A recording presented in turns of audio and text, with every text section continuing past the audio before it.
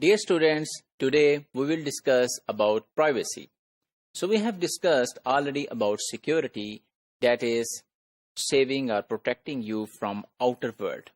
So the privacy means that whatever the data which is being generated by you, whether that should be used by someone else, that is legal or illegal, and how we can protect that data which has been generated by you. So, first of all, what is privacy?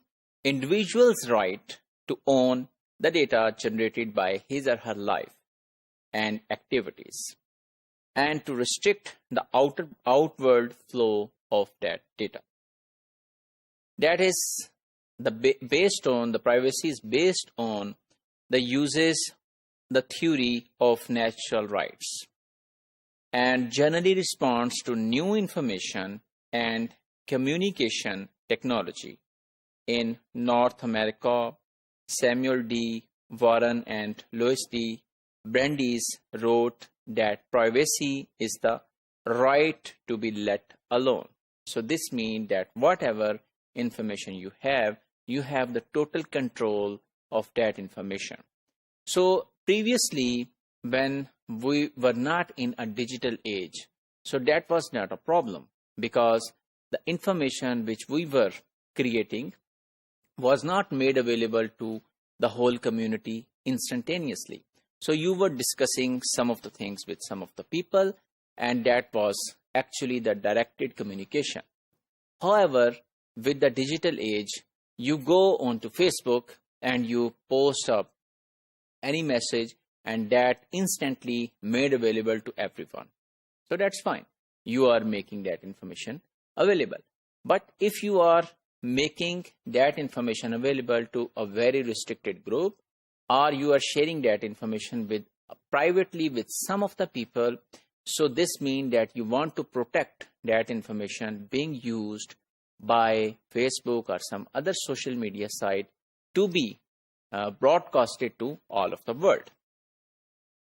So from where data comes, that need to be saved or protected. So one of the things is the social sites, Facebook, Twitter, where that data is generated. Then there are telephone companies, mobile networks. For example, you are sending messages, you are making calls, you are receiving calls. So all of these activities are generating a lot of data, which might be used in wrong way or in right way. Then smart city cameras on roads are generating your data. So for example, if you are going on, for example, motorway, and that image was captured by a camera, and that camera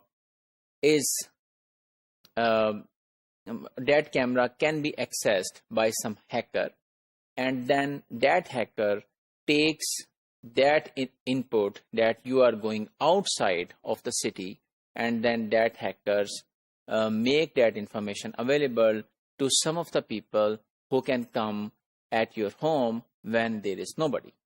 So this means that such information need to be protected. And then there are emails. So you send email privately to some of the people. However, that email of course goes with lot of in-between points. For example, your internet service provider, and then different network servers, and then it reaches to the email server.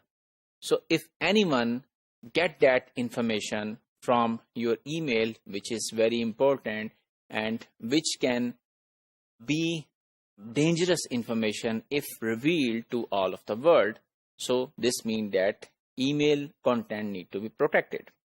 Then there are some personal softwares which you use. They create data, your passwords, your login details. So all of such data need to be protected. So how to handle such data in the form of privacy? So one of the things is that whatever the data in the form of email or some other messages, so that need to be encrypted. For example, WhatsApp has recently claimed that all of the information they are passing from one person to the second person is encrypted. So this means that even if someone in between try to steal that information, they are not going to understand what is written because that information is encrypted. And then you can make use of anonymizing proxies or anonymizing networks. So this means that if I want to access some of the server on the internet, so I'm using a proxy. So this means that the server doesn't know, or the other network users doesn't know that who am I. So I'm using a proxy of another server or other computer. So this means that my information, if stolen, cannot be mapped that this information belongs to me. So that is a anonymous information which doesn't have any name. So you might have seen the privacy information of Google, MSN, WhatsApp, for example. These are the links. You can go into these links and can see that what kind of information and privacy information they have made available for their users. And then there are some of the laws like EPIC, Electronic Privacy Information Center. So this center is a non-profit research center in Washington, D.C. Its mission is to focus public attention on emerging privacy and related human rights issues. And they has pursued several successful consumer privacy complaints with the U.S. Federal Trade Commissioner concerning Snapchat, for example, fault privacy technology, WhatsApp privacy policy after acquisition by Facebook, and changes in user privacy setting. So Google rollout of Google Buzz and Microsoft Hailstorm login issues. So all of those issues have been pursued by EPIC. Then there is another organization known as PI, which is Privacy International.